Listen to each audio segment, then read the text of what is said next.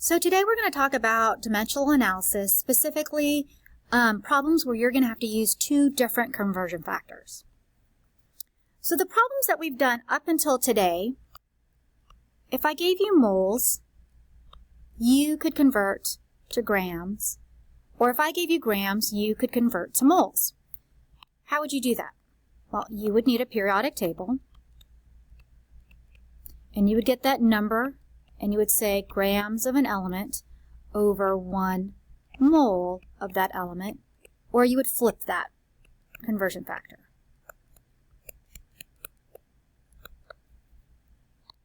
This number that we're talking about here, that's called molar mass, just to review.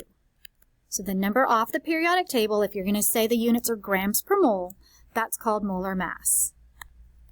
You also know how to go to number of atoms.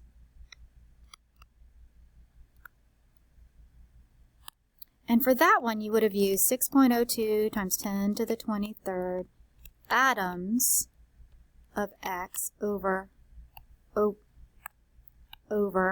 1 mole of X, or you would have done 1 mole of X over 6.02 times 10 to the 23rd atoms of X. All right, and then what do you call this number? Just to review, that is Avogadro's number. Okay, well, the problems that we're going to do today, they're going to give you grams, and you've got to get to atoms. So what you're going to have to do is you're going to have to use the molar mass to get to moles, and then you're going to use Avogadro's number to get to atoms. So it's just a two-step for your conversion factors. So I'm just going to go ahead and solve a practice problem for you. I think that if you understood dimensional analysis, this is actually not very difficult. It's just a little bit longer of a problem. Okay, so here's our sample problem. I have 20.9 grams of sodium. How many sodium atoms do I have? So your first step that you need to do is write your unit equalities. So off the periodic table, I get the molar mass, which is this, and then I also know this. Okay, so that's how this is different from what you were doing up until today. These have two unit equalities. Okay, so from each one of these, you can create two conversion factors. So 22.99 grams of sodium over 1 mole of sodium, or, and then you flip it. Okay, so I think, excuse me, I think that you've gotten to the point where you can probably do that in your head.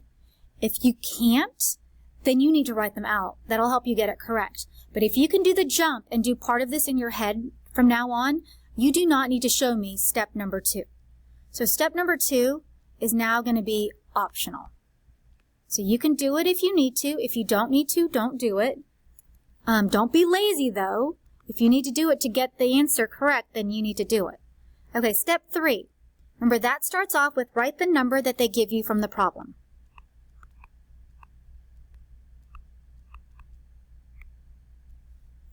Okay, so this all boils down to, do you know how to figure out what comes next?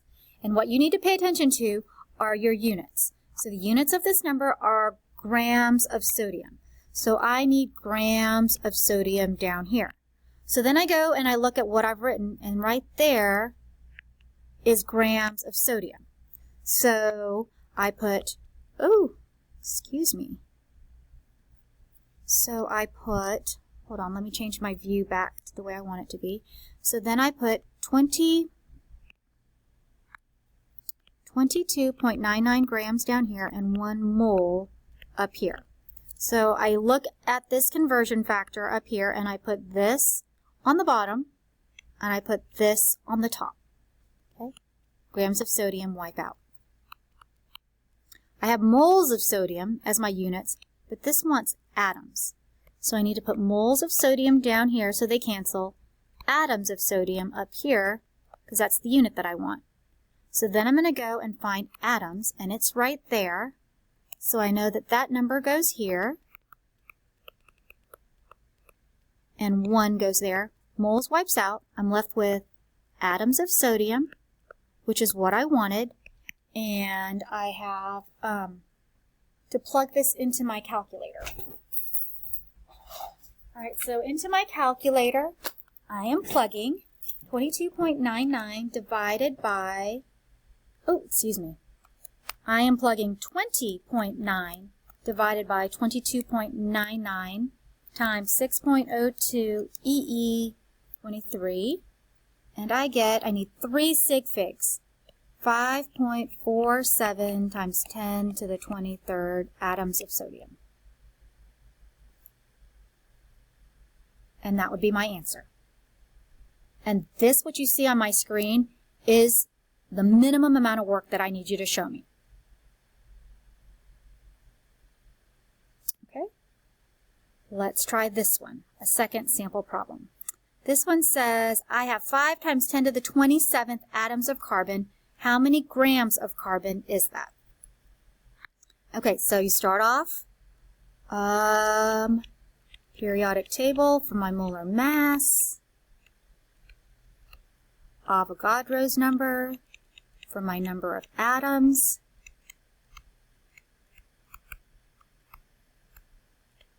and it doesn't matter what order you write those in, or if you write 1 mole of C equals 12.01 grams of C, it doesn't matter what order you write them, just that you have them there. Remember, step 2, I'm going to do in my head, so I'm not going to write anything down here. And then step 3 is when I solve, and so I write down the number that they give me first.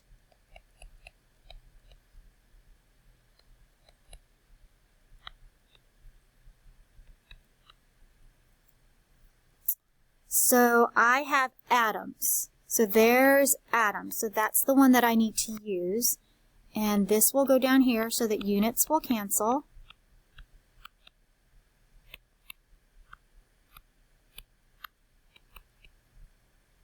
So atoms are gone. Now I need to get rid of moles of C. And I need to get to grams of C. And then here's grams. So that's the number that goes on top. So 12.01 grams is 1 mole. And then I'm going to plug this into my calculator. 5 exponent 27 divided by 6.02, 23 times 12.01. And I actually only need 1 sig fig. So it rounds to that because I only need 1 sig fig. 1, 2, 3, 4, 5 zeros. 1, 2, 3, 4, 5 zeros. And that is my answer.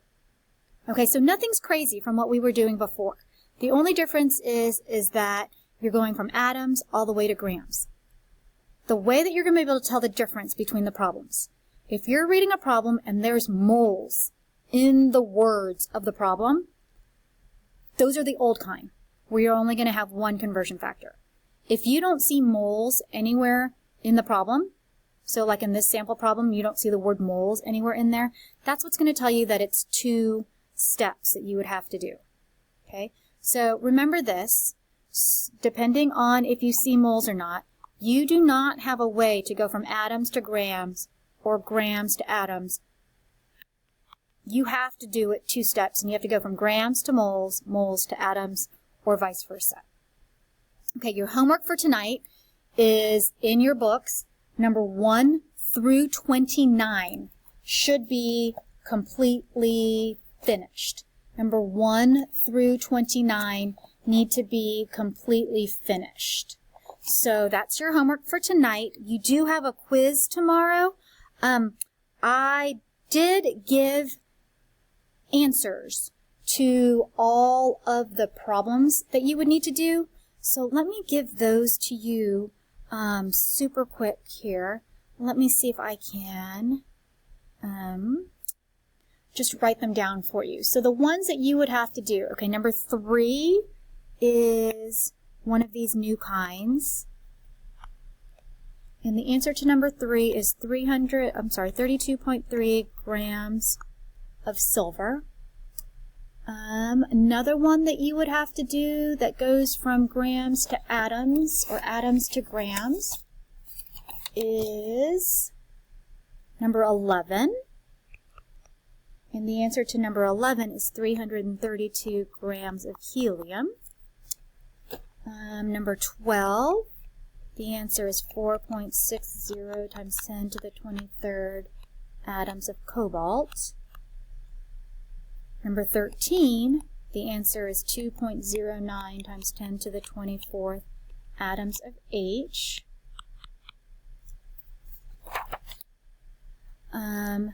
Number 17, omit that one. Don't even do that one. Number 20, Number 20, the answer is 1.83 times 10 to the minus 11 grams of chlorine. Number 23, the answer is 8.24 times 10 to the 23rd atoms of iron. And number 29, the answer is 4.9 times 10 to the 22 atoms of cobalt. Okay. So you should be able to work these 7 problems and then just check your answers, and that'll tell you whether or not you have a good grasp on this extra piece that we learned today. You do have a quiz tomorrow. Make sure that you review